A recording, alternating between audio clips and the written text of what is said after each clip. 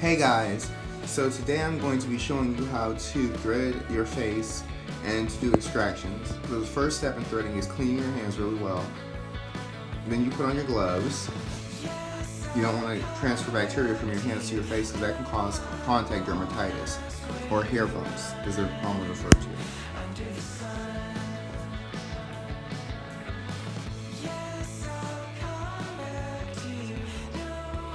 So you guys, this is really my first full-length video on YouTube. I've reposted some of my Instagram videos here, but this is my first time really reposting a full-length YouTube video. So right now I'm putting alcohol, or making makeshift alcohol pads, and then putting them on my face just to get off any surface bacteria that might have been left behind after I cleansed.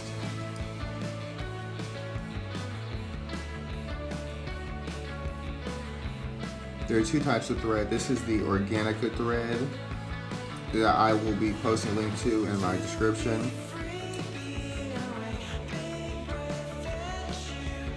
As you guys can see, I've been struggling with hair bumps for a while, but I wouldn't say it's a problem right now. It's more or less a nuisance than it's a problem.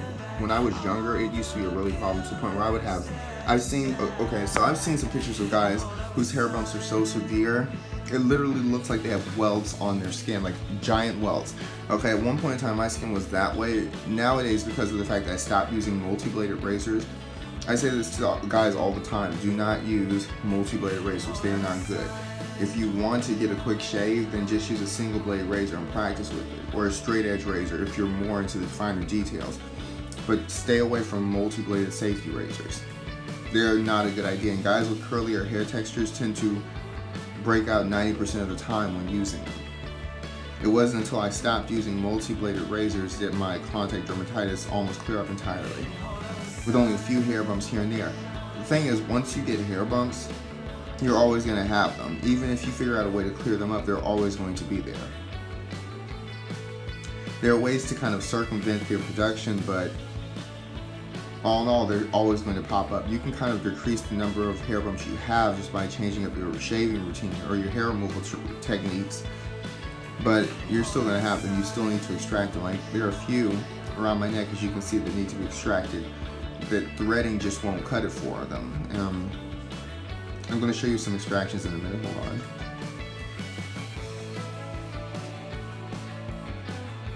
A nice little slow-mo of me getting those nasty hairs off of there. Sorry about the view, guys.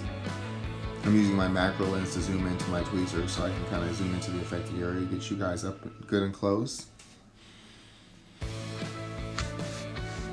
Here we go. This is my extraction phase when I take these tweezers and extractions, and like I said earlier, you're always going to need to extract your ingrowns. I don't care how good you are at threading, waxing, or shaving, there are always going to be ingrowns, because once you have them, you can't get rid of them. So this is just me extracting them. Something to note about ingrowns, sometimes the scabs might appear to be ingrowns, but they're not. They're just scabs from where you aggressively exfoliated or extrapolated the hairs from the skin using facial threads.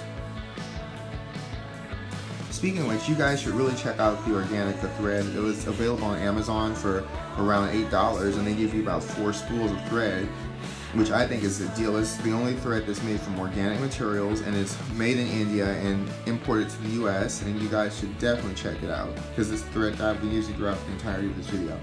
They have 2 different colors for this thread. They have white, and then they have peppermint green. I personally like the white one because you can kind of tell from looking at it when it needs to be replaced, whereas the peppermint green one is a little bit harder to do so. Anyway,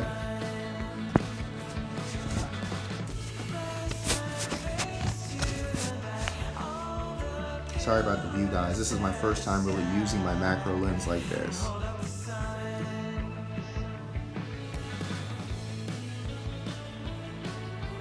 I'm just gonna be quiet for a bit. Like this hair right here, it looks like it might be an ingrown, but it was actually just a scab covering a hair. And once the scab was removed, it was very easy to take the hair out. This hair is another good example. It looks like it's a scab, but it's not. This is an actual ingrown. I would have used my extraction tool, but I didn't want to draw blood because it's very sharp and it's got a hook, and I didn't want to draw blood for myself on camera, you guys. This is my first time filming this sort of thing. I wanted to keep it PG.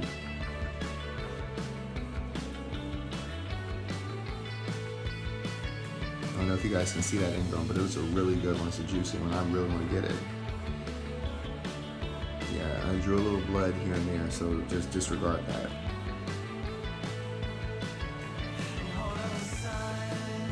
Again, guys, I'm really sorry about the camera. I'm going to stop using the macro lens a little bit in this video, so you guys don't have to worry about the screwy camera quality. As I can tell, it's kind of hard for you guys to look at.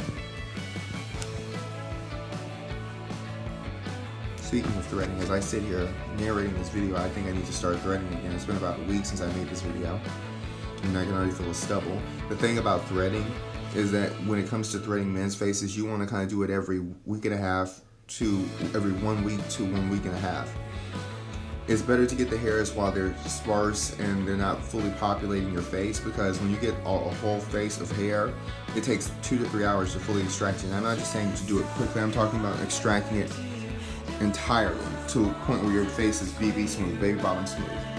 That takes about 2 or 3 hours. So to prevent that from happening, just get regular extractions or do some extractions yourself, tweeze or wax out the stray hairs so that they're not just sitting around getting more, because the longer you wait before you remove your hairs, the more ingrained the hairs become in your skin. So you want to do this often as possible. Here comes this one. Yeah, that one's a juicy one.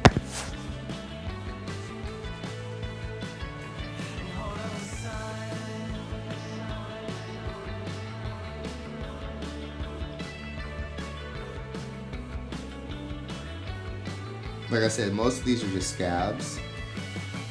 Not really ingrowns, just scabs from where I've exfoliated in order to get to the ingrowns.